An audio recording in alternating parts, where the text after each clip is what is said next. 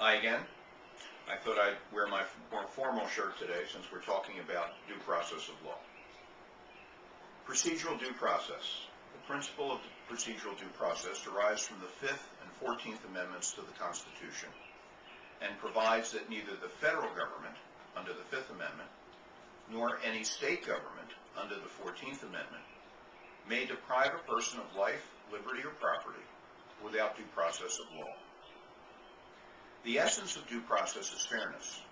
So the question always is as follows.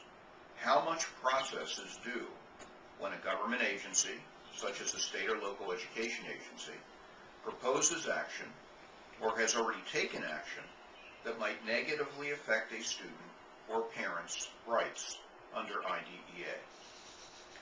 IDEA codifies these amendments and provides for procedural due process protections for students, their parents, and state and local education agencies. Whenever an agency takes or proposes to take action to affect a student's right to a free, appropriate public education, or the student's evaluation, program, or placement, the agency must notify the student's parents. The parents then have the opportunity to invoke procedural due process protections. These include mediation, a resolution session, an administrative due process or fair hearing, and appeals from adverse decisions to federal or state courts.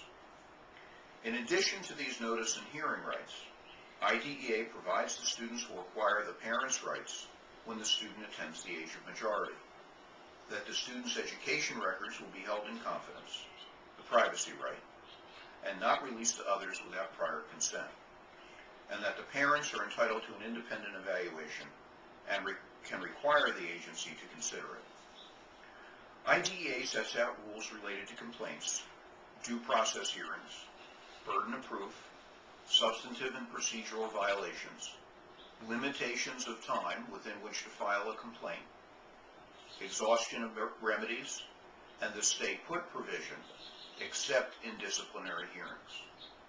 The provisions related to disciplinary procedures involve manifestation determinations, short-term and long-term disciplinary action, and placements into interim alternative educational settings. This is the part of the law that no one finds fun, but it does protect parents' rights and students' rights and the rights of you as teachers to make sure that your position is on the record.